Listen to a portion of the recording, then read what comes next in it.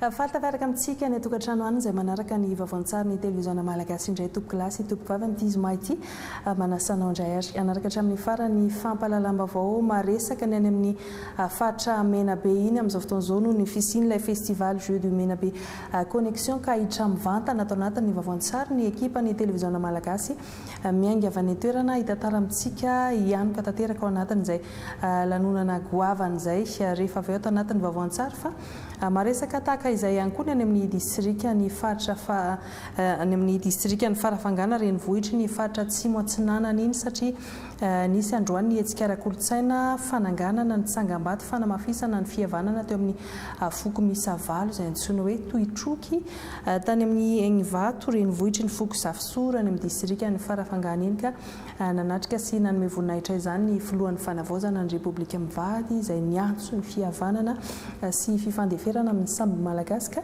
hitazona ny fifankatiavana sy firesakiana isam-poko tahaka izao midera ity hetsika ity moa ny filoha ary nanao modely mba ho fakatahaka ho an'ny hafa ihany koa izy araka ny fampitam-baovaon'ny Roulier Fahinimanana sy Dany Gino Randriamanandroso solitenan'ny televiziona malagasy any an-toerana.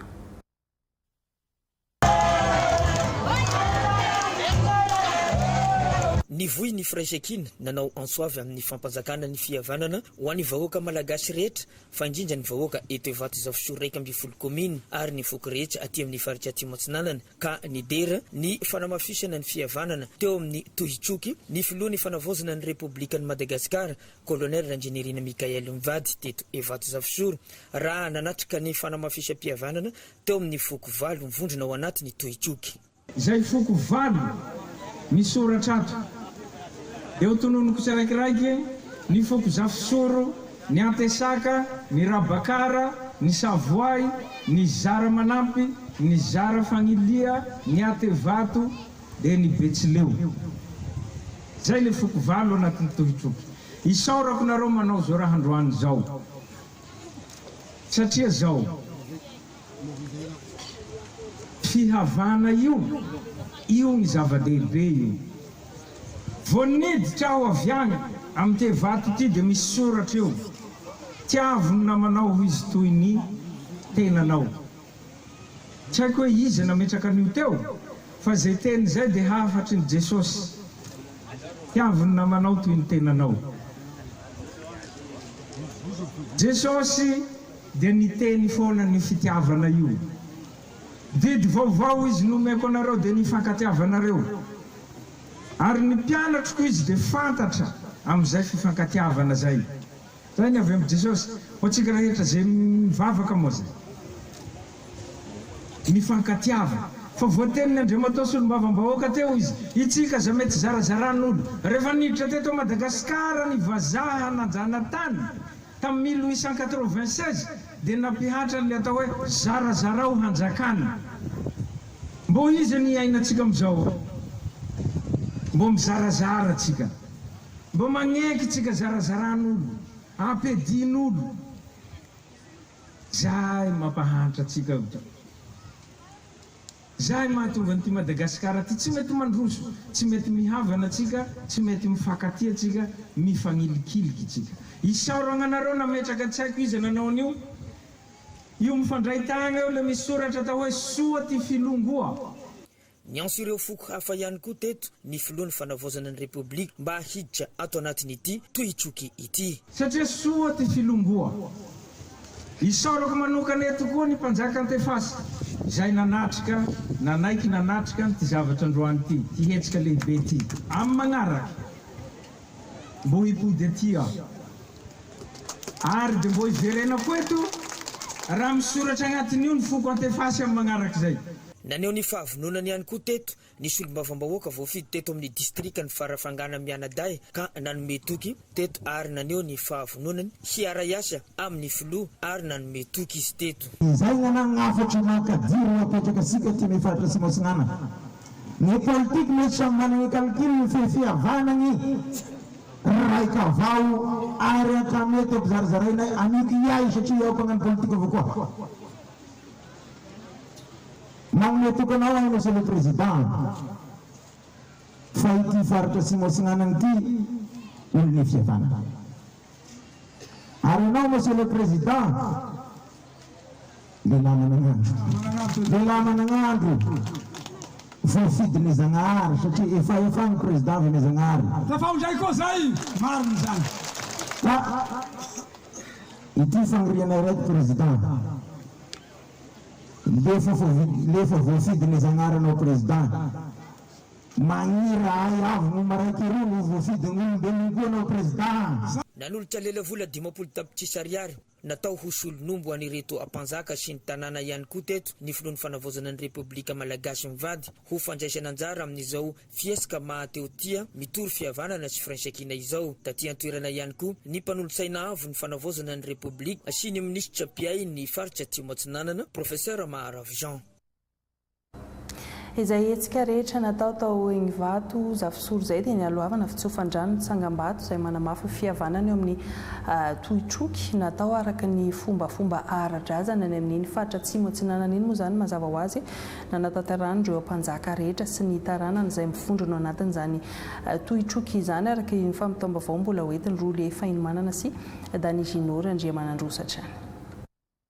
Ity eto evato renivohitry ny foky zavosoro ity no Tsangambato tohitroky fahatelo taoriany teto farafangana sy tany efasy. Tsangambato natao ho mariky ny fanamafisam-pihavanana eo amin'ny foky miisa 8 aty amin'ny distrika ny farafangana dia ny foky zavosoro, Rabakara, Zarafangliha, Zaramanampy, Atevato, Sahavoay, Antesaka ary Besileo. Vato manatantara ary narzoro ho mariky ny fihavanana mahiray. Avetogna avana isapoko satria misy tokotry eto itioky amin'ny fivanapoko.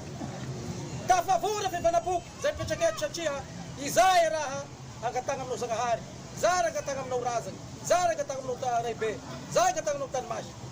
Da ny Osara, any Osoa, angaseseky anaranara. Tsy hita skity tsy vola hasy vosola hafatry dia zavatry atao etoa. Zay ny masovagnanao.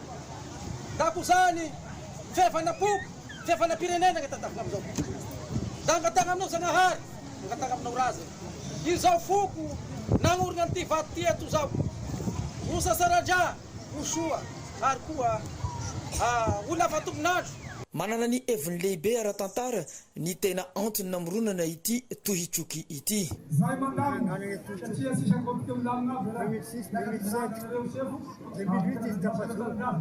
service avy tapazona tamin'ny 2008 tonga teo avy zany efa kaondoa napakevy. Ratanteraka izy fa anamafy fihavana nazory izy satria vao matesaka izy. Sisy fisalansanaka manazora anazy satria tovisany vady foko mety zany ary tsara mamafy fihavana. Zay zany nitanterana eto eny vato. Itorotroky dia fikambagna sy magnapaky nizaniza fikambana torotroky ary nirarianay koa dia itofizan'izao fikambagnanay zao any amponay zao fitiavan-dehibe zao hitanay zaza miviavy dia maharaiky anay ao agnatiny torotroky maromaro iahy mpanjaka eto avy io nefa maneho ndany mariky fitiavana tapuraiky anay zany dia ireko hay aby maromaro iahy fikambagna agnatiny mety kibo nga magnarany ekipe zany dia tohitroky kibo raiky zany agnatiny manoy an'igny zany sy ary koa fadepady egny vateto zao fa tapazoro somatsara zay sisy gn'olo fa nandeha amagnasekoiny tsara. Araka zany dia foko valo no mandrafitra izany mbola misokatra ho an'ny foko hafa aty amin'ny faritra Atsimo Atsinanana ity fikambanana rapoko tohitroky ity. Izany makasika ny fampihavanana zany fa ny amin'ny distrika ny farafanganiny ihany koa dia misy akany fitezana sy fikolokoloana fanabeazana ireny zaza manana toe-tena varira ireny miaraka amin'ireo manana fahasembanana ka tany an-toerana ny filohan'ny fanavaozana ny Repoblika mivady dia nitsidika azy ireo sady nampahery indrindra nanambara fa anometoana azy ireo ny fanjakana manoloana ny olana sedrain'ny sekoly ny amin'ny tsy fampintoana sy ny tsy fampin'ny fototra afitrasa araka ny fampitam-baovao Angèle Savbomosary sy Taina Flavia. Nanomboka ny taona 2024 ny centre Semafano nandray ireo zaza manana toe-tena varira. Ho fiarovana azy ireo amin'ny herisetra mianjada aminy ankehitriny. Raha toa ka manana fahasembanana sy olana ara-pahitana ihany no noraisiny ny akany talohan'ny io taona io. 30 taona ankehitriny ny sekoly mampiady farafangana. Tsy vitsy nefa ireo olana sedrainy sekoly ankehitriny noho ny fahamaroan'ny zaza tezaina ao, izay tsy mifanaraka intsony amin'ny fahalalan'ny toerana. Nandritra ny fandalovan'ny filohan'ny fanavaozana mivady sy ireo mpiaradia aminy taty amin'ny faritra Tsimotsinanana dia nangataka tolotanana ny tompona andraikitra.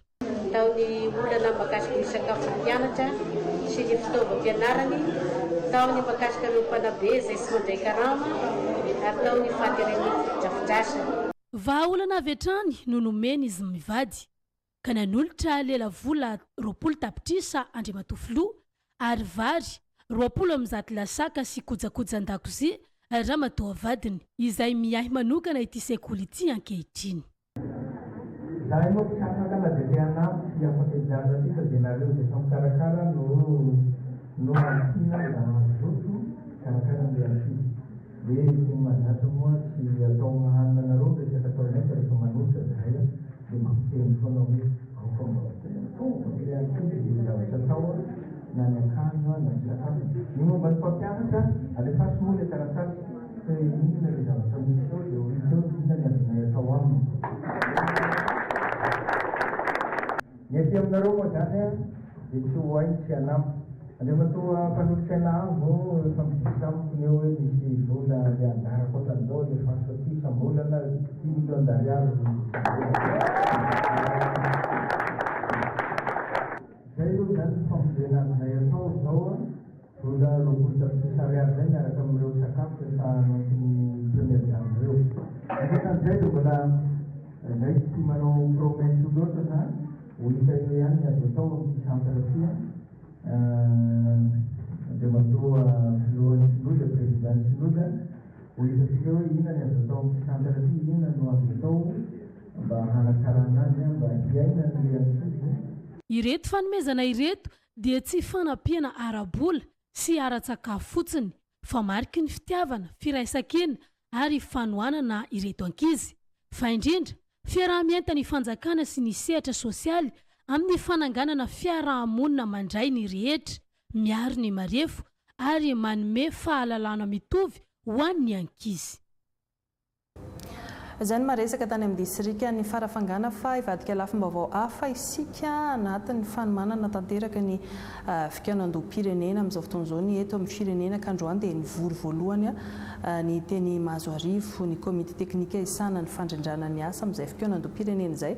Ny tanjona dia ahafahana manatratra ny tanjona amin'ny fanavaozana araka ny didim-panjakana 2024 tsipika 3.750 dia ny praiminisitra no filohan'ity komite ity ary andrafitra azy kosa ny solitena ny fiadidina ny fanavaozana ny ministera ny atitany, ny ministera ny toekarena sy ny fitantanam-bola, ny ministera ny fanavaozana, solitena ny eglizy kristianina tsy ao anatiny ny FFKM, ny ray aman-dreny ara-drazana, ny fiarahamonim-pirenena, ny sehatra tsy miankina, ny communauté musulman, ny fédération ny sembana, ny manana toetena varira zany ireo manana toetena varira, ny mpiaro ny zonim-panjifa araka izay voalaza izay ka Iana Rabetany sy Roger Andriamanalina no ilaza amintsika misy kokoa mahakasika izay.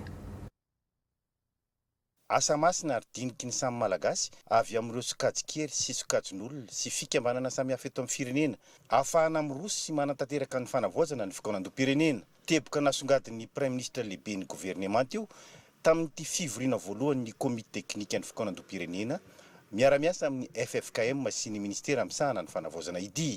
Fikaonan-doha-pirenena ty komite teknika ty moa zany dia eto ambany fiahin'ny prime ministre ary ny tena asany dia manaraka sy mifampidinika amin'ny FFKM amin'ilay fikaonan-doha-pirenena mandeha manara-maso ihany koa nefany ny tatitra izay alefan'ny FFKM ary mitondra an'io anivon'ny prime ministre ary indrindra manara-maso ny fanatanterahany gouvernement an'izay fehi-kevitra izay voatapaky ny fikaonan-doha-pirenena zany mba ahafahana manao ny fanavaozana.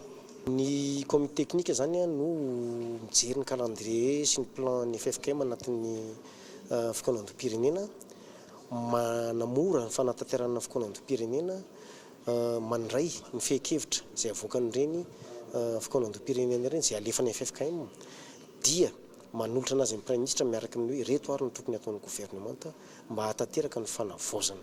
Toy ny asa aorian'izao ny tompon'andraikitra ny fandraisana ny anarana atolotra ireo sokajin'olona any amin'ny prime ministre mba ho tendrena handrafitra sy hanatanteraka ny asa hiaraka amin'ny komite teknika.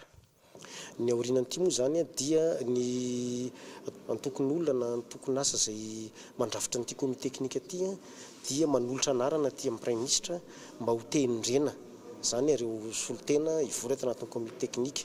Raha ohatra hoe misy mety ho adiny koa fa ato anatin'ity misy solotenan'ny tanora isaky ny faritany, misy solotenan'ny fiarahamonim-pirenena, misy solotenan'ny sehatra tsy miankina, misy koa ireo ministera voakasika, misy solotenan'ny ray aman-dreny ara-drazana sy ny fiangonana rehetra zany dia ho tendrena mihitsy zany ny solotenan'zareo izay hanao anatanteraka an'ilay asa miaraka amin'ny primature. Ho tanterahana amin'ny fiandohany io herinandro io ho ny tompon'andraikitra avy amin'ny FFKM ny fampahafantarana ireo hitantana ny fikaonandoam-pirenena ary vinavinaina amin'ny volana May 17 no hanolorana ny fehi-kevitra amin'ny fanjakana. Raha ny fandaminana zany ho anivon'ny FFKM dia amin'ny talata ho avy zao zany ny fanokafana amin'ny fomba ofisialy amin'ny alalan'ny vavaka sy fampahafantarana ireo tompon'andraikitra isa tokony hitantana ny fikaonandoam-pirenena. Dia aorianan'izay moa zany misy ny fanofanana ireo andrindra sy anentana ny fikaonandoha any amin'ny fokontany, any amin'ny commune, any amin'ny district, any amin'ny région, ny concertation nationale ny lobarendas moa zany mila zany FFKM azy dia any amin'ny volana mars any dia ny fanolorana ny fehi-kevitra rehetrarehetra amin'ny fidiram-panjakana dia any amin'ny volana May. Zay zany no fandaharam-potoana me amin'ny herintaona. Zay zany no vinavina-pandaharam-potoana amin'izao fotoana izao mikasika. Novelabelarin'ny prime ministre tamin'ity fotoana ity moa ny didim-panjakana 720 tsipika 770 mikasika ny fiforonana sy ny lamina ary ny andraikitra ity komite teknika momba ny fikaonandoam-pirenena ity. Teny amin'ny primature zay ihany dia misy ny fanamafisana ny fahaiza-manao ireo ratsy magaiky ny primature sy ireo tompony andraikitra ambony eo anivon'ny primature ny matep na ny fitoeram-pirenena malagasy momba ny tetim-pivoarana ka ny tanjona ao anatin'izany dia hanamafy ny fahaiza-manao ifehezana izay fanaovana tetim-pivoarana izay ahatratrarina ny tanjona amin'ny fampiarana ny politika ankapobeny ho an'ny fanavaozana araka ny tatra mbola hoentiny aina rabetahany hatrany eo amin'ny sariny ajarazafy mpiasa. Manamora ny fanatrarana ny tanjona mifandraika amin'ny politika ankapobeny fanjakana ho an'ny fanavaozana amin'ireo sehatra asa-panjakana isan-tokony ny fananana tetim-pivoarana mazava ary hamaliana ny filana fototry ny vahoaka ka mila fehezina sy hananana fahaiza-manao hoy ny taleny serasera eo anivon'ny primature sy ny avy amin'ny imatep na ny ivitoerana malagasy momba ny tetim-pivoarana izay nanatotosa ity atrikasa ity. Antony nanaovana ny atrikasa-panofanana sy fifampizarana izao ireo ho an'ireo sehatra asa isan-tokony ratsa mangaiky any primature na ny organisme rattaché sy ireo misahana andraikitra ambony eo anivon'ny primature. Raha eo aza ny zava-mamaky dia inona ny tsy maintsy atao mba hamafiorina n'ilay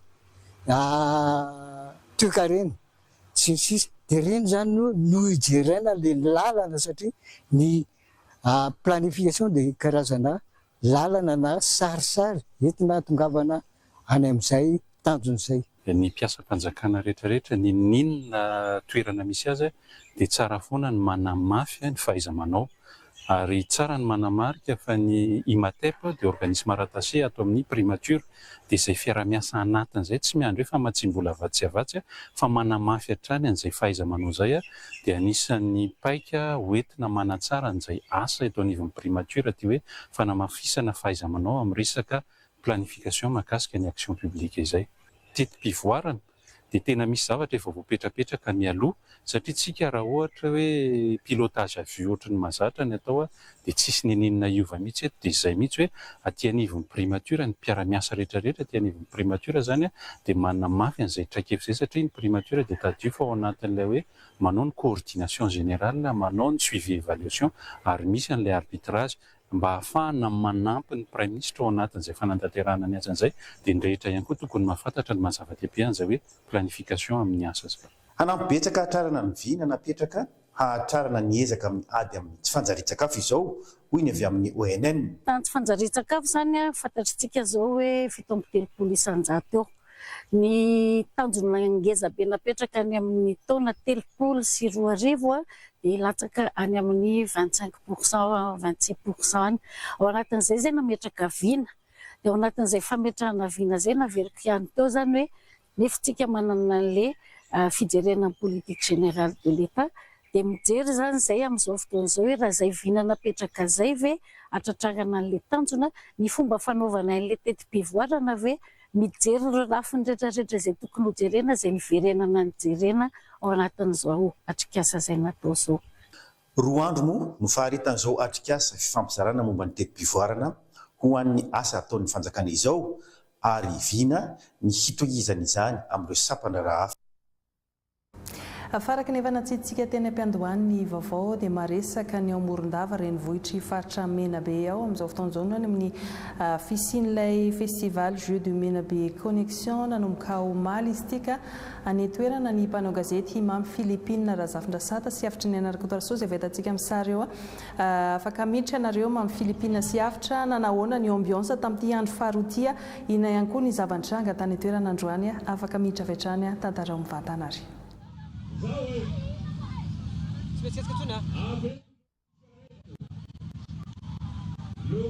Ok.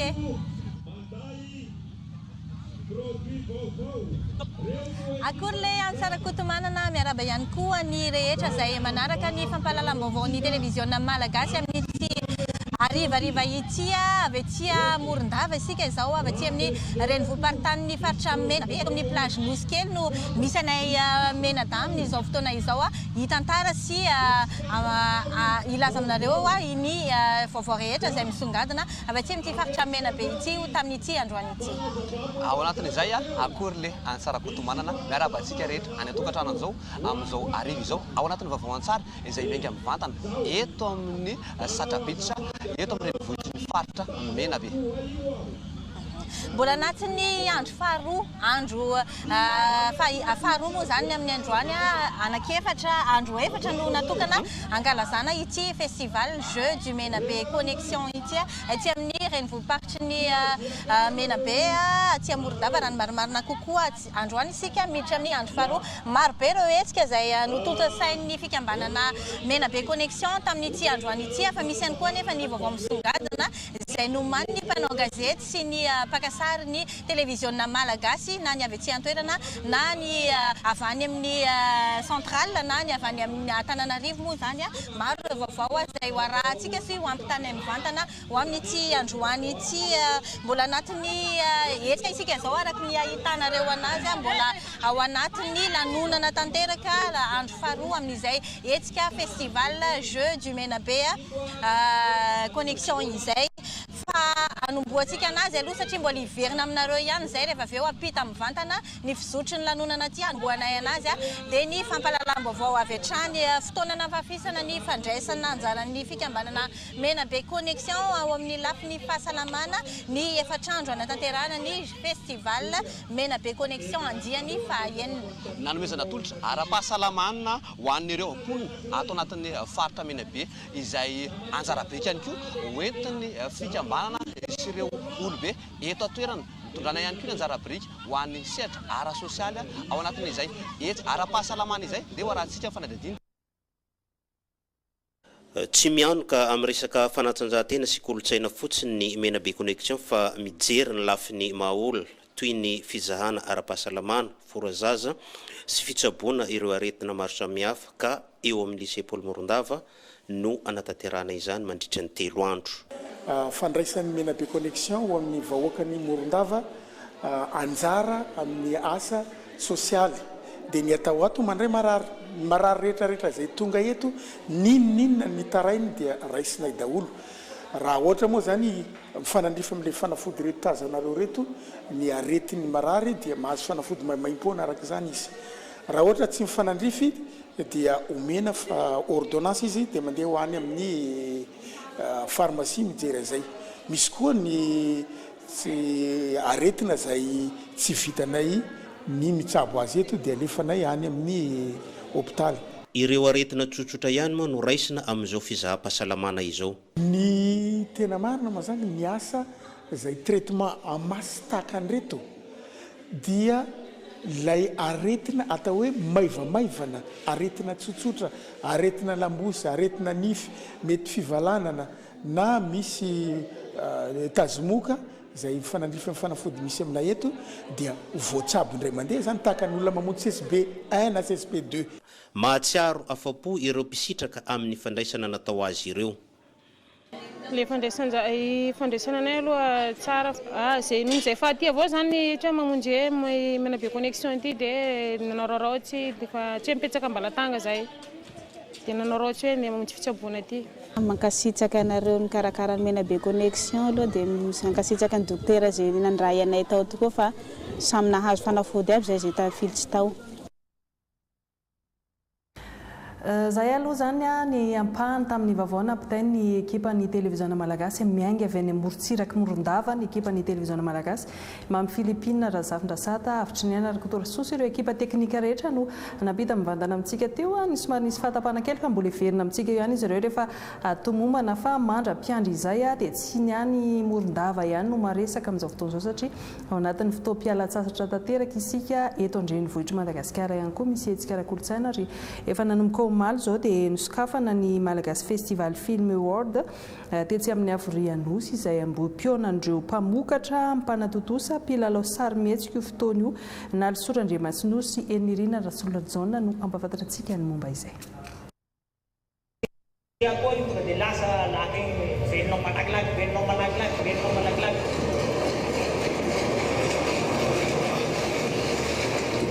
Sankionan'ny horonan-tsary mifaninana amin'ny Madagascar Film Festival ISSM Awards inona rantsika iny horonan-tsary 2020 tamin'ny 4 voaray no ifaninana ao anatin'ny sokajy 5 ahitana ny animation, ny horonan-tsary fanadiadiana lava sy fohy, ny horonan-tsary noforonina fiction lava sy fohy ihany koa. Anomezana sehatra ny malagasy mpanatontosa sy mpanoratra tantara ity hetsika ity izay raha teo no tanjon'ny ISSM na ny ivotoeran'ny sarimihetsika sy sarimiana malagasy. Ny hetsika toy izao dia anomezana voninahitra sy lanja ireo olona rehetra ao ambadiky ny famoronana. Ny loka dia zava-dehibe saingy tena lova mipetraka sy lehibe dia ny asa izay niforononareo, ny afatra izay ampitainareo ho an'ny vahoaka malagasy. Manao ny ezaka rehetra ampivoarana ny kolontsaina eto Madagasikara ny ministera tompon'andraikitra. Tafiditra ao anatin'izany ny fanarahana ny fenitra sy ny fanatsarana ny lentan'ny-pisehatra fa indrindra ny famerenana ny hasin'ny maha-malagasy sy ny fampahafantarana ny kolontsainy amin'ny alalan'ny asan'ireo tranom-pamokatra.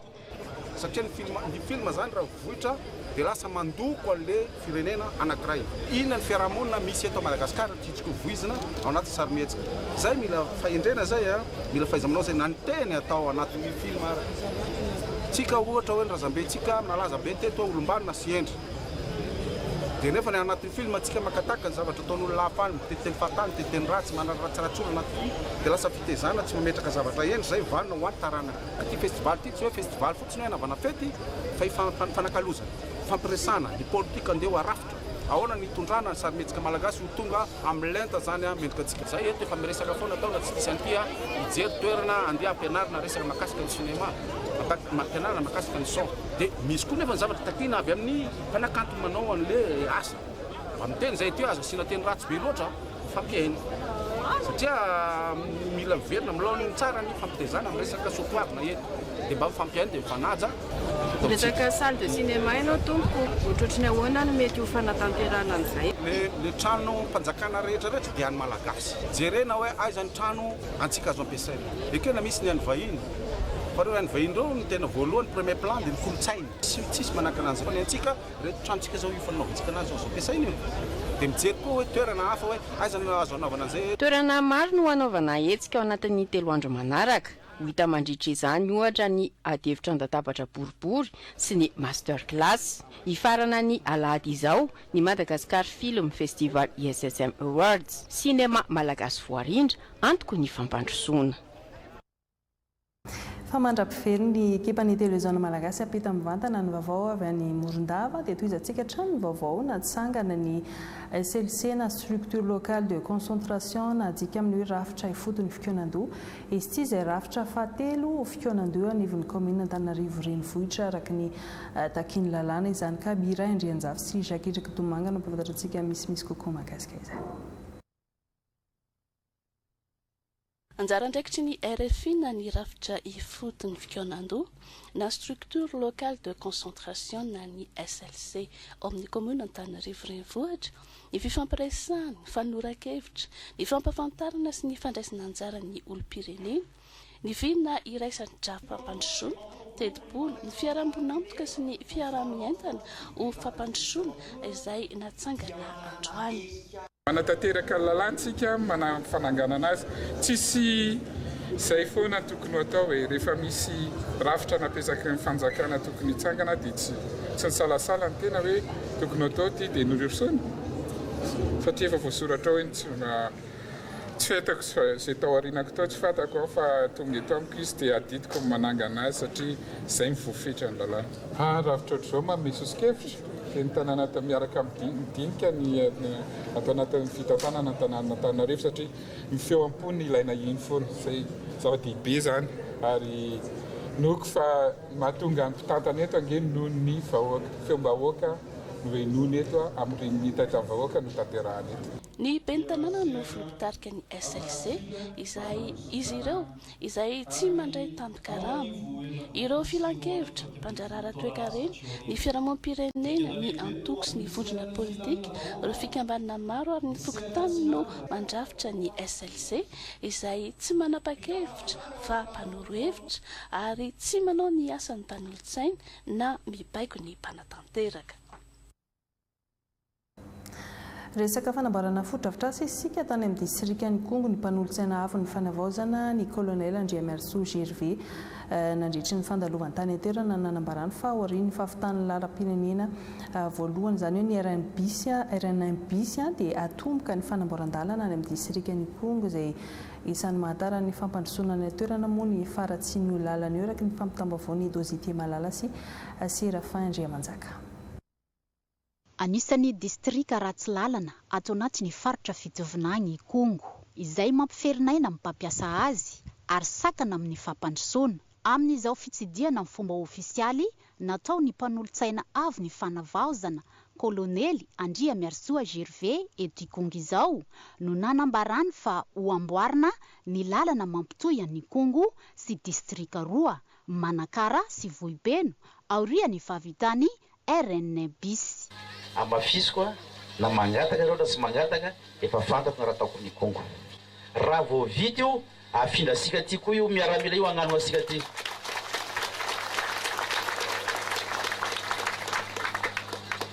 Ary manomboka fanadina mandala eto midongany amin'ny fandria Vohipeno agny farany. Ka eto zany dia tiagna mafy mitodika aminareo ray aman-dreny ara-drazana. Ianareo ampanjaka ny mitondra olo sy ho vitanay mitondra fanjakana raiky. Ianareo tompony tragno be ny tena tompo tany. Ireo mitondra fanjakanareo sahirana raha sy miara-miasa aminareo.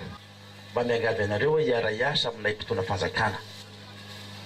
Miangavy anareo mba hahay agnanatra ny zaza. Dina isan'ny ampinga hoentina anatsarana amin'ny fampandrosoana ato anatin'ny faritra fitovinany.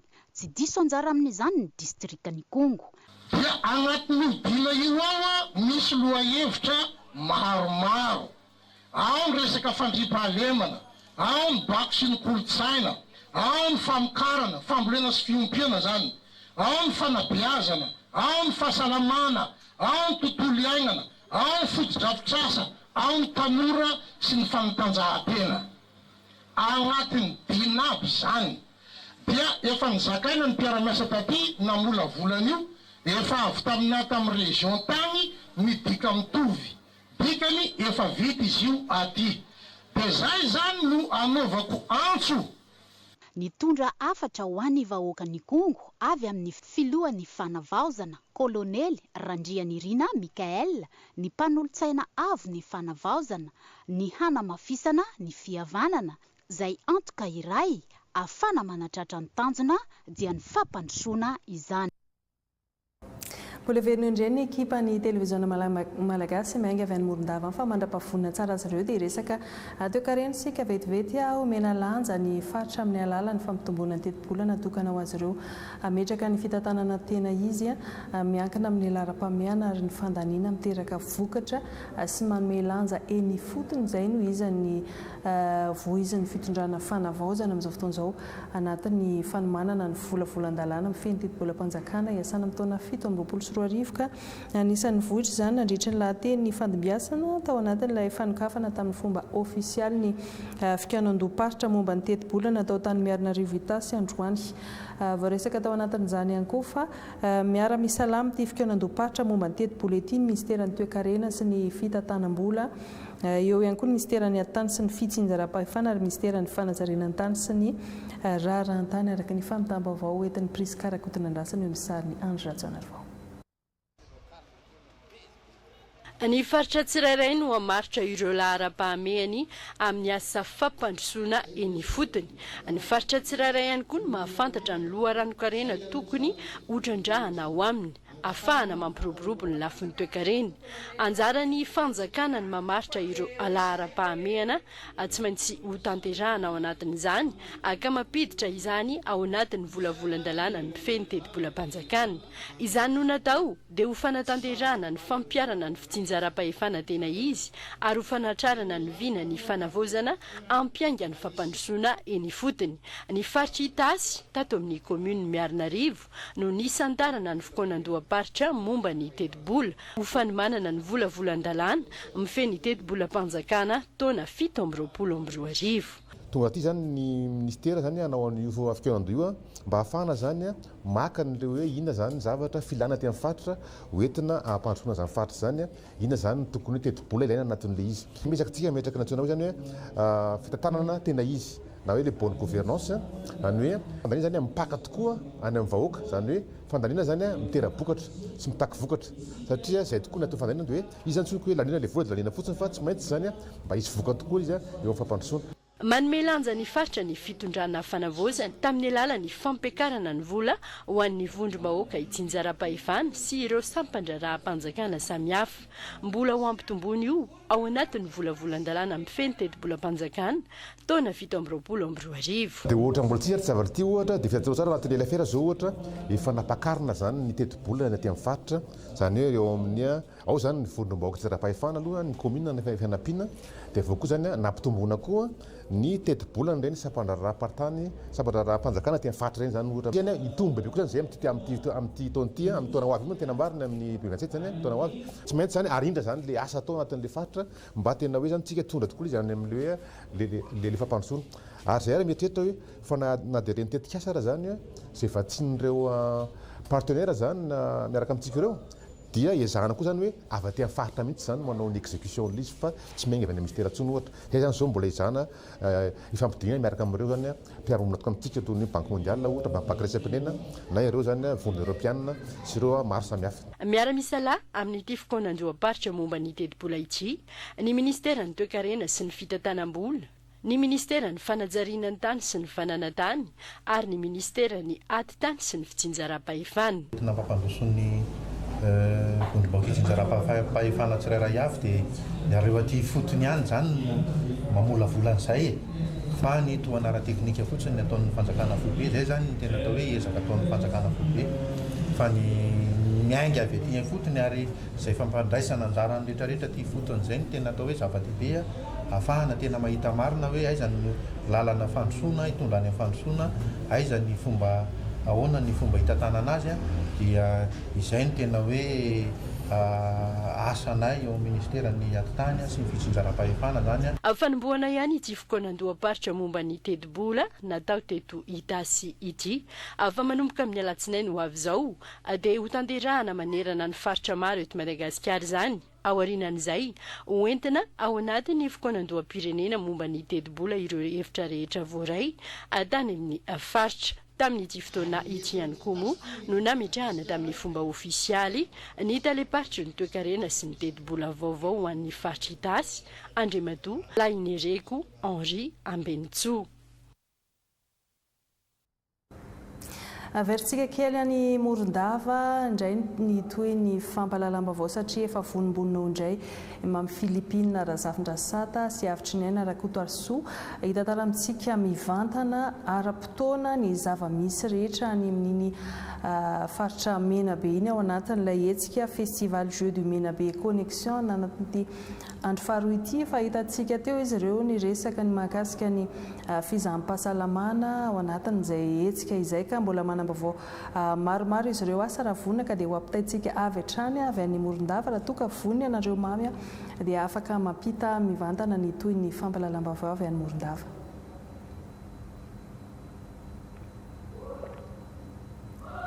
Satria mbola tsy vonina izy ireo zany dia andrasantsika hatrany amin'ny fahavononan'izy ireo mbola maromaro ny fampalalambavao satria ao anatin'izay festival Jeux du Menabe Connexion zay dia misy hetsika ara-kolotsaina ara-panatanjahantena resaka ra-pizahantany mazava ho azy sy mifampahafantarana izany faritra Menabe izany ka vantany vavonina izy ireo dia hiditra amintsika eo hatrany ao anatin'izay famitana mivantana ny vaovao avy any amin'ny torapasika na avy any amin'ny plage izay fa mandra-pahavonina azy ireo aloha dia iresaka vaovao ara-pahasalamana sika herinandro lasa izay raha tsaroantsika tsara dia nyresaka mahakasika ny fanaovana dialyse isika tato anatin'ny vaovaon-tsara izay nentina rivana vaonarivo sy totsy fanomezana atao anatin'izany ny fiainandreo olona miatrika izany teo ihany koa ny fanazavan'ny mpitsaboka toy ny fanadihadiana iny no rahantsika androany ankoatry ny fanaovana dialyse dia misy amin'ireo marary ny voa ihany koa no misafidy hanao famindrana vona laintsontsika hoe transplantation rénale karazana fiainana faharoa no azondreo marary ao aorian'ny fanaovana izany satria dia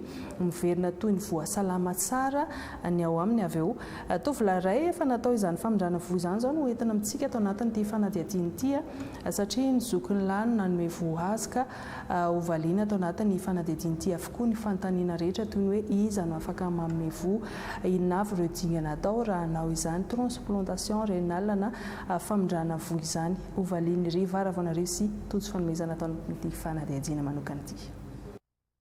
Tia misy tiobe anankiroa izay mitsatoka eto izany dia makany amin'ny machine any dia tia le rein eto izany ny sokafa dia en fait le izy mivily nalefa tato daholo zany ny tova rehetra aminy fa ny rein rehetra sisa ny ato izany. Finaritra Rakoto Mananjo iray amin'ireo malagasy manodidina ny 50 efa nanaovana grève de rein na transplantation rénale tato anatin'ny 12 taona farany izany hoe nosoloana ny vony rehefa tena simba tanteraka ka tsy afaka nanao ny asany intsony na tonga tamin'ilay antsoina hoe insuffisance rénale terminale. Ny anahy moa zany tsy haiko na mety tsy mitovy amin'ny olona hoe marary rein normal fa ny anahy ny rein-ko dia kaikina fotsiny tao zany hoe ny kely fotsiny tao dia tsy hita hoe na ny dokotera raha tsy nafantatra hoe inona ny tena nahatonga an'ity fa dia kaikina tao ilay izy dia maty mihitsy izy roa. Ny fambarata teto amin'ny vatako moa zany dia mivonto ny tarehako ny tongotra nisy an'ilay œdème ireny tsy haiko moa amin'ny teny gasy fa ialana tsiny indrindra dia mivonto be dia gaga izay tamin'izany hoe fa maninona tena hoe ao anatin'ny ray andro tena tsy fantatra mihitsy hoe efa nisy inona dia natao ny analyse natao ny étude rehetra rehefa tonga tany amin'ny dokotera to dia hozy hoe dialyse ity izao dia izao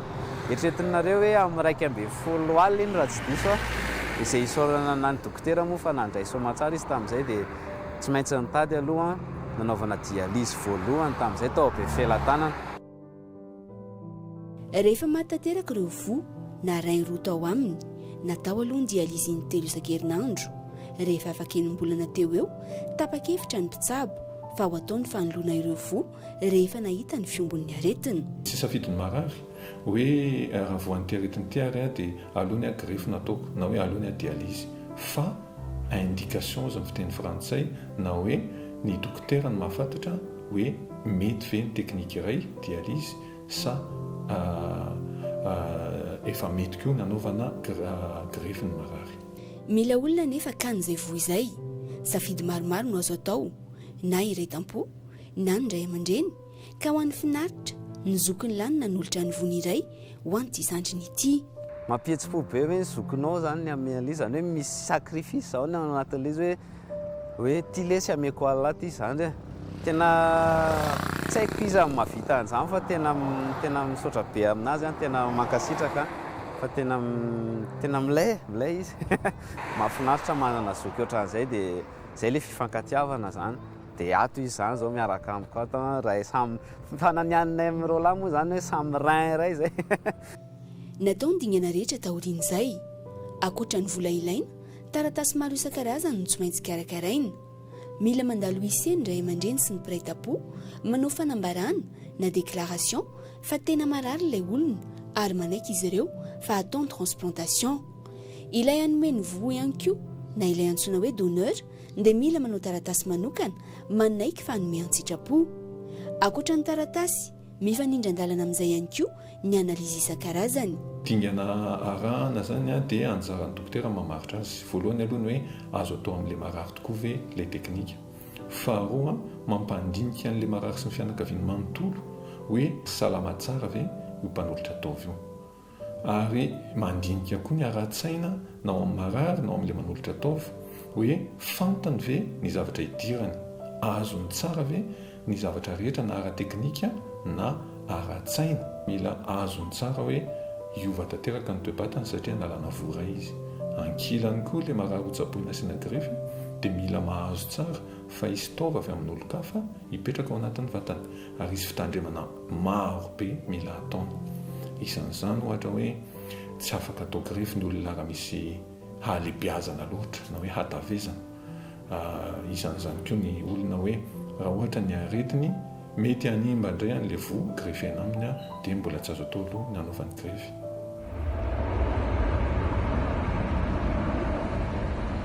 Rehefa vita ireo rehetra ireo, nanainga tany Inde izy ireo hanao ny famindranany voa. Tena nanan-danja be tamin'izy mirahalahy ny fanohanana ara-tsaina nataon'ny fianakaviana sy ireo manodidina azy. Izay mirahalahy teo ambonin'ny brancardier reny eo amin'ilay fandriana tosika reny dia mbola mifampipaiky adonja ilay lasy ty lesy fa dia tsy maintsy atao ty dia samy velontsika sy alava tsisy maty zany eo. Dia izay ilay izy hoe misy tahotra ihany zany fa rehefa misy miaraka aminao dia mahery foana ianao indrindra moa fa rehefa kininao amin'Andriamanitra ilay izy. Vita soma tsara ny fandidiana, tafafindra ny voa, ny zotra araka ny tokony ho izy. Niverina tamin'ny laony ny fiainana, saingy misy ny fitandremana tsy maintsy atao. Ny infection na ny hoe aretina avy amin'ny azo avy amin'ny otrika aretina no tena fahavalo voalohany. Ampidinina mantsy ny hery fiarovan'ny olona vita grefy mba hampaharitra an'ilay grefy. Raha mahatandrina tsara ny fepetra rehetra petraky ny dokotera ny marary dia maharitra tokoa ny grefy ary namansitrana amin'ny insuffisance rénale na hoe fahasimban'ny voa ny marary. Raha ohatra kosa ka tsy mahatandrina izy tsy mahavita ny analizy araka ny feim-potoana tokony hanaovana azy izay matetika aloha amin'ny voalohany misy isam-bolana mihitsy avy eo zay vao mielanelina tsikelikely. Raha ohatra kosa ka tsy vita ny ara-dalàna dia mety mampidi-doza azy tokoa ny tsy fanajana ny fepetra fitsaboana sy analizy atao rehefa vita ny grefy. Hatreto tsy mbola afaka atao eto Madagasikara ny famindrana voa na ny transplantation rénale. Antony maromaro no mahatonga izay. Ny tsy hanaovana grefy eto Madagasikara angamba dia everiko fa ny dingana voalohany roa, ny dingana roa voalohany no tsy totosa. Ny voalohany dia ny antsoina hoe fampalalana sarambabem-bahoaka. Dingana faharoa indray kosa dia ny lalàna. Ny lalàna ataona maromaro efa lasa zay no efa niarany asa izay teknisianina tamin'ny mpanao lalàna na mpahay lalàna na juriste zany nanoratra volavolan-dalàna izay hatreto aloha dia mbola tsy voatolotra mihitsy tamin'ny fitondrana ny fanesy teo anivon'ny solombavam-bahoaka antenimieram-pirenena zany dia izy. Kanefa raha tsy misy zany io lalàna io dia tsy afaka miroso amin'ny dingana fahatelo dia ny dingana teknika. Azoko everina hoe ny dingana teknika no tokony mora indrindra. Efa taona teo eo izay niainany finaritra izany rehetra izany.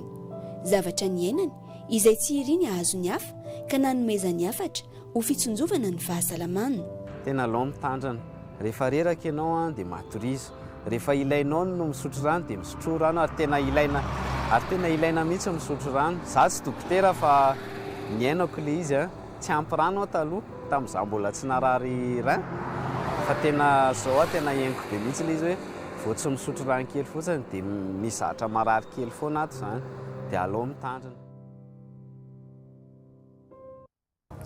Dia mirary fahasalamana tanteraka ho azy ireo sy ho elavelona ihany koa zany ny vaovaon-tsary fa hiverina ny Merambe indray sika satria efa miomakomana ireo indray mamy Filipina Razafindrasata sy Avitry Naina Rakotarso apita amintsika mivantana ara-potoana ihany ka ao anatin'ilay festival Jeux de Menabe Connexion isika manam-baovao maromaro izy ireo afaka miditra avy hatrany ianareo aratoka vonina.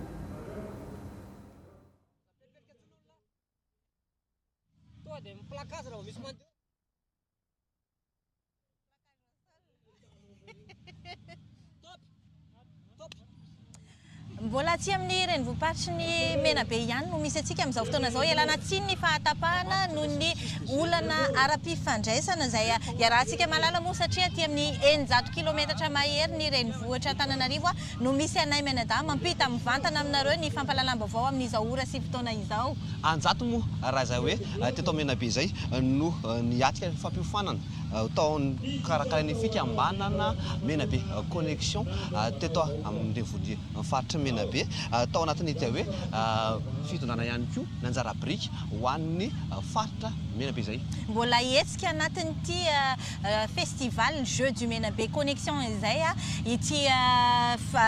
ity vaovao izay hoarahantsika manaraka ity tanjona tamin'izay fampiofanana izay moa ny hoe mba hisin'ny fampandraisana andraikitra n'ireo tanora eo amin'ny sehatry ny fifidianana sy ny fanentanana azy ireo ihany koa hiditra ao anatin'izay hoe lisy ny mpividy izay isika raha teo moa izay tsy ho ela dia hiditra ao anatin'izay fifidianana izay indray ka ny vaovao nangon'ny Lemana Bery TVM Morondava Fanirandriamanana sy Mamy Ravoafisan no arahantsika indray izao. Tanora manodidina ny 400 eo no nisitraka ny fiofanana niarahana tamin'ny EZA Madagasikara. Fiaraha-miasa teo amin'ny fikambanana Menabe Connexion nandritra ny hetsika 424. Nisafidy ny Menabe Connexion ny EZA tamin'ity indray mitoraka ity satria fatatsika izao fa mandalo fotoana sarobidiny firenentsika dia ny refonte totale ny liste des électeurs izany hoe ho avoazana tanteraky ny lisitry ny mpifidy amin'ity taona 2024 ity ka hatramin'ny 2024. Io festival io dia mobiliser olona izay avy aty Morondava zany akaty Morondava ary ataonay hoe activité fanararoatra izy satria ahafahana manentana ireo olom-pirenena eto Menabe mba hisoratra anarana ao anatin'izay lesitry ny mpifidy izay. Nanao an'ity formation ity moa izahay satria tsapanay fa ny tanora sy ny vehivavy dia maro anisy eto Madagasikara nefa ny ankamaroan'izy ireo dia matetika tsy tafiditra ao anatin'ny lisitra ary izay indrindra no anton'ity formation ity satria rehefa vita ny formation iray andro izay omenan'izy ireo dia andeha izy ireo anentana ny olom-pirenena eny amin'ny plage ny 22 sy ny 23 aogositra ho avy izao mba hisoratra anarana ao anatin'ny lisitry ny mpifidy. Tanjona amin'ny atrikasa moa dia ny fandraisan'ny tanora andraikitra eo amin'ny firenena toy ny fifidianana sy koa ny fitondran-tena amin'ny mahatanora. Nisan'ny lohahevitra no resahana tamin'ity atrikasa ity moa zany ny hoe fahaizana mandray andraikitra amin'ny mahatanora izay zany amin'ny lafiny asam-pirenena. Izay no lohahevitra no resahana sy ny volavolaina tato amin'ity atrikasa ity. Ny fandraisana andraikitra tiana ho resahana amin'izany dia ohatra hoe ny fifidianana, manoratra anarana amin'ny fifidianana, izay zany anisan'ny fandraisana andraikitra ho an'ny fampandrosoana ny firenena. Tsy hitsahatra amin'izao fiofanana izao moa ireo tanora fa hanaparitaka sy hizara ny traikefa izay azony. Tanteraka ny fandaharam-potoana tao anatin'izay 2 andro ny rahantsika teto amin'ny renivohiparitry Menabe izay taty Morondava izay Avitry Naina Rakotarso fa ankoatran'ireo hetsika ara-kolontsaina sy seho maro samihafa dia misy ihany koa ny hetsika ara-panatanjahantena izay nokarakarain'ny fikambanana Menabe izay tompo marika amin'ity hetsika ity moa anatin'izao festival Jeux du Menabe Connexion andiany fahenina izay. hetsika izay ahitana taranja maro mampiavaka ny Morodava. Hetsika ihany koa ara-panatanjahantena izay hoe hitondrana ihany koa fomba fanao sy ny kolontsaina eto amin'ny faritra Menabe. Dia ho arantsika ny fanadihadiana eo amin'ny sariny Faniry Andriamanana sy Mamina Vavozao. Taranja sivy no ifaninanana ato anatin'ny Jeux Festival Menabe Connexion andiany faha-enina. Taranja izay mampiavaka ny faritra Menabe avokoa. Ny akamarony dia atao ety an-torapasika. Anisan'izany ny baolina kitra ny torapasika na ny beach soccer izay efa nazon'ny Barea ny Madagasikara ny amboaran'ny Afrika ny taona 2024. Ny 5.9 isan-jato nandrafitra ny ekipam-pirenena tamin'izany dia zanaka ny faritra Menabe avokoa. Ity beach soccer ity moa mazava ho azy fa tia ny mampalaza ny faritra Menabe surtout aty Morondava. Araka ny teninao teo hoe nahazo ny champion d'Afrique antsika tamin'ny 2015 dia ny Morondava ny maro anisa atao anatin'ny ekipa-pirenena. Izy ity zany efa sport ataoko hoe nahafantaran'ny olona bebe kokoa ny Morondava dia ity beach soccer ity la amin'ny alalan'ny foot.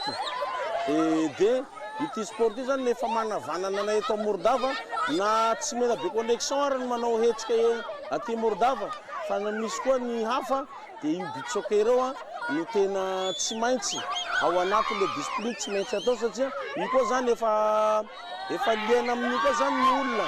Dia ohatran'izay koa ny beach bite beach cross efa isa-taona io ny ataonay satria misy koa zany any koa ny manavanana anazy dia tsy maintsy atao koa zay zavatra zay. Ny beach soccer moa efa nisy éliminatoire efa nandeha talohaloha tany dia mbola anatin'ny éliminatoire antsika zao fa ny fandaran'ny beach soccer dia manomboka amin'ny fito maraina. Amin'ny fito maraina manomboka ny match manjam-pahatonga ny amin'ny 9 hariva eo tapitra ny beach. Ny fandaran'ny momba ny beach soccer zao dia ny éliminatoire tapitra androany dia ny sy ny rapitso maraina fa ny rapitso hariva zao dia mi-finale ny lehilahy dia ny lahady maraina dia mi-finale ny vehivavy dia ny finale moa mazava azy fa ny alahady après midi. Dia ny beach bite sy ny beach cross sy ny pirogue dia ny lahady maraina ety amin'ny torapasika ny Anosikely any. Dia ny moraigny koa manomboka rapitso volley beach zany. Fa ny basket efa manomboka tamin'ny Maly ery amin'ny Maison de Jeunes. Dia ohatran'izay koa rapitso koa ny manomboka ny pétanque sy ny adiny akola. Fa ny foot 7 efa niara-niaraka izy sy ny beach soccer efa nandeha talohaloha satria be dia be ny ekipa nanjay anjara tamin'ity 6e édition ity. Taranja iray mifandray amin'ny andavanandro sy ny kolontsaina aty an-toerana ny famonjana lakana ary akafizin'ny maro eto amin'ny renivohitry ny faritra Menabe. Dia ny pirogue koa io fananan'ny Morondava n'ity ranomasina ity. Io zany efa kolontsaina efa ela be tany io tsy voanjoany fa efa ela be fa misy ataontsika hoe amin'ny 30 taona taloha tany efa nisy zany io kilalao resaka course lakana moa zany le izy fa le pirogue amin'ny teny vahiny. Efa mahazatra an'le tia olona aminay ity satria presque zany fiveloman'olona aty aminay ity dia igny ranomasina ity. Tanjon'ny festival Menabe Connexion ny fampiraisana ny faritra Menabe, ny fanatanjahantena rahateo izay fanohitra amin'ny fampandrosoana ny faritra. Tsy ny polon'ny Morondava ihany no misitraka ny hetsika fa ny malagasy rehetra, fa indrindra ireo diaspora sy ireo mpizahatany. Ny Jeux Festival Menabe Connexion izay mitondra fampandrosoana noho izy hetsika misarika ny mpizahatany maro na avy eto an-toerana izany na avy any ampitan-dranomasina. Zay ny mahakasika ny hetsika festival Jeux du Menabe Connexion andiany fahaenina. Zay ny vaovao aloha ho amin'ny androany mbola mitoy nefa ny lanonana ety amin'ny plage Nosikely araka ny anarahantsika azy ao Andamosika ao. Mbola mitoy ihany koa ny fampalalam-baovao satria dia fety rososina no raisin'ny renivohiparitra Menabe amin'ity volana ity avitry ny Anarakotorsoa satria ankoatran'ny ty festival goavana maharitra efatrandro ity dia vaovao mahafinaritra ihany koa ny fiverenan'ny fisokafan'ny orinasa sira Siranala satria dia nanome lanja ny fomban-drazana amin'ny hamelomana indray ny orinasa Siranala any Analaiva Morondava ny fitondram-panjakana ka tanteraka ny famonoan'ireo omby miisa maromaro moa zany tamin'ity daty androany ity. Mbola vaovao tanterin'ireo namana mpanao gazety avy aty amin'ny faritra Menabe, Isabelle Juda Celestine, Yandry Marsan, Yadandria Mampionina avy aty amin'ny TVM Morondava trany. Miroso hatrany amin'ny dingana ny fitondrana fanavaozana amin'ny hamelomana ny orinasa Siranala ao Analaiva ato anatin'ny distrikany Morondava raha tanteraka ny faraka amby roapolo ny volana aogositra taona 2024 ny fangataham-pitahiana amin'izany ka namonoana omby. Faly ny eto faritsy amin'ny fanaovanaovagny fomba satria tsy azontsika atao tsinitsino ny fomba amin'ny malagasy matoa nisy ny fahasimbana teto dia mety misy raha tsy nety teto dia zay no nanaovantsika fomba malagasy namonoana omby ahafahan'ireo olo hanatanteraka ny asa eto haninitsinitsy soa hiroso malakilaky ny fagnorenan'ny orinasa. Aharitra 5 hatramin'ny 10 andro ny dingana faharoa amin'ny fanadiadiana eny fotony. Nandalo teto koa ny filohan'ny fanavaozana ny colonel Ingénierina Mikael dia nampanantena tamintsika efa natao zany tamin'ny 3 herinandro tokoa dia efa nisy ekipa tonga teto ny ekipan'ny ministera sy ny ekipan'ny fitoerana malagasy momba ny fary sy ny siramamy ny jery ny mombamomba ny toerana ahoana mikasika ny tany ahoana mikasika ny orinasa nanao ny état de lieu dia amin'izao moa zany miditra midingana faharotsika manohy an'izany ezaka ataon'ny fitondram-panjakana zany miverina eto indray mandeha ireo teknisianina ao amin'ny centre malgache de la canne et du sucre hijery hiditra lalindalina kokoa amin'ny fanadiadiana amin'ny fomba ahafahantsika manatanteraka ny famerenana amin'ny lao indray mandeha ny orinasa ka izany moa zany dia iarahana amin'ireo ekipa ireo expert ireo matianina zany avy any velany zay manana ny fahaiza-manao manokana amin'ny fomba fananganana orinasa fanodinana siramamy sy alcool. Raha natao ny tombana amin'ny tany ny toerana dia afaka atao hoe miroso makany amin'ny dingana miatsara atsika ny mampanantena moa sarotra fa fanadiadiana no atao rehefa mivoaka le fanadiadiana dia ho hitantsika eo ihany fa matoa ny fitondram-panjakana maniraka ny teknisianina matoa ireo manampahaizana vahiny tonga eto dia ilazana zany fa ny firosoana makany amin'ilay ahafahantsika mamerina indray le orinasa mpamokatra siramamy. Hanamora ny asa izay ataon'ireo mpiara-miombona antoka amin'ny lafiny rehetra no andraikitra ho raisiny faritra Menabe sy ny kominy Analaiva. Nanaprofo fa nanatanteraka ny teny nomeny amin'ny fanokafana ny orinasa Siranala ny filohan'ny fanavaozana ny repoblika fanovozana izay ary navelo mpisaorana ny vahoaka analiny atao Analalava Morondava mbola fanadina no entin'ny TVM Morondava trany.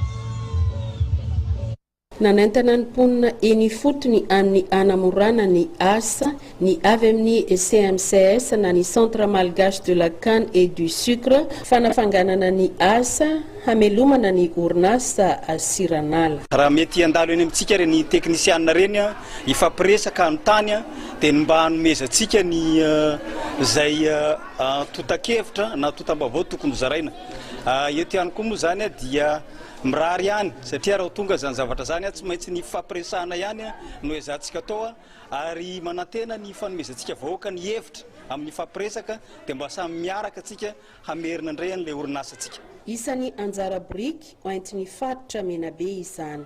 Mitombo ny harenan'ny faritsy mamoaka siramamy ny faritsy mandroso tokoa ny faritsy rehefa misy orinasa zay. Ny anjara biriky hoentsika amin'ny faritsy voalohany magnampy an'ireo mpiara-mombona antoky amin'ny fagnatitara malaky izay fagnorenan'ny orinasa zay ary eo koa ny resaka sosialy mandresy lahatsy andreo vahoakontsika mba tsy hagnapoly ny raha na tsy nety tao aloha na havy ny fampiteny orinasa taloha. Manamafy izany ny avy amin'ny commune ny Analaiva. Miassuré ny resaka fandriam-pahalemana amin'ny fivezivezendozy amin'ny asaintiny tany Siranala io.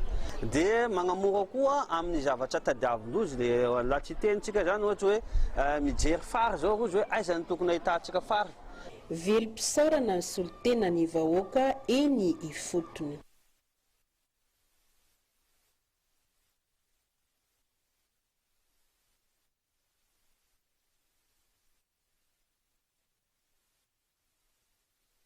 Zakana zay taretiny colonel Mikaela zay nitody-doha taty amin'ny faritra Menabe amin'ny famelomana ny orinasa Sokoma. Tena faly zahay ary tena faly ny vahoaka ato amin'ny fisanganan'ny orinasa io. Fa zao dia faly mihitsy tongavanareo eto hamelona Sokoma. Fa ny zanaka rey dia tena sahira mihitsy eto. Ny farana tamin'ny dinika ametrahana ireo laminasa hatao amin'izao dingana faharoa izao ny fotoana ny faha 20 ny volana aogositra taona 2024.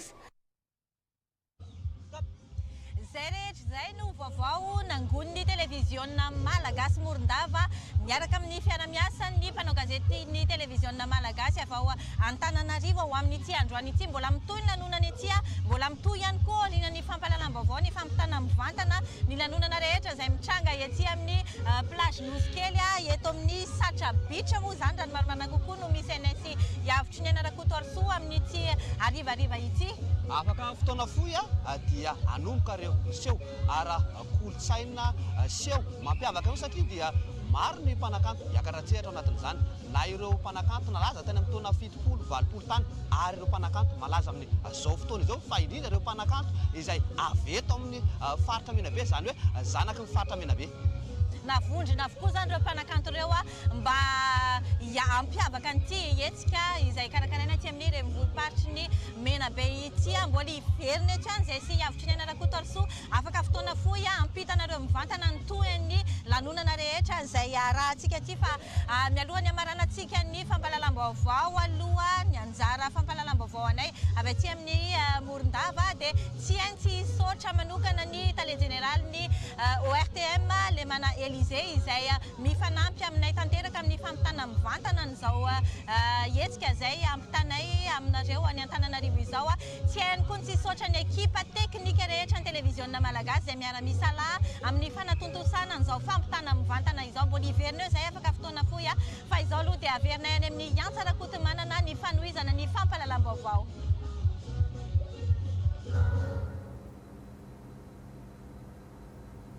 Angatsitrahana feno ianareo mamy Filipina raha zafindrasata avitry ny Anarakotorso sy ny ekipa teknika rehetra ny ainga avy any Morondava renivohitry ny faritra Menabe nampita mivantana ny ampahany fampahalalam-baovao ny ainga avy any amin'ny Morotsiraka iny ao anatin'ny fanavaozana eto anivon'ny televiziona malagasy izay fomba fiasa izay amin'izao fotoana izao miaina ara-potoana ny zava-misy any amin'ny faritra rehetra any ka efa mihoatra ora ray mahery ny fampahalalam-baovao antsika tamin'ity izy mahity tompoko lasy tompoko afaka dia ho faranantsika tanteraka io na dia mbola maro be aza ny vaovao eto am-pelantanantsika fa rehefa avy eo zany mbola everiny eo izy menadaty eo mpianoka antsika mivantana ao anatin'izay festival Jeux de Menabe connexion zay eto amin'ny televiziona malagasy dia anatin'ny fotoam-pialasasatra raha teo isika ho antsika zay tsy afaka makany Morotsiraka dia afaka mianoka zay sy ho ara-kolotsaina izay miaraka amin'ny televiziona malagasy dia tena ko mametraka ny mandra-peona amin'ny rapitso amin'ny fototra sasandray tompoko lasy tompoko vavy elomoteniko.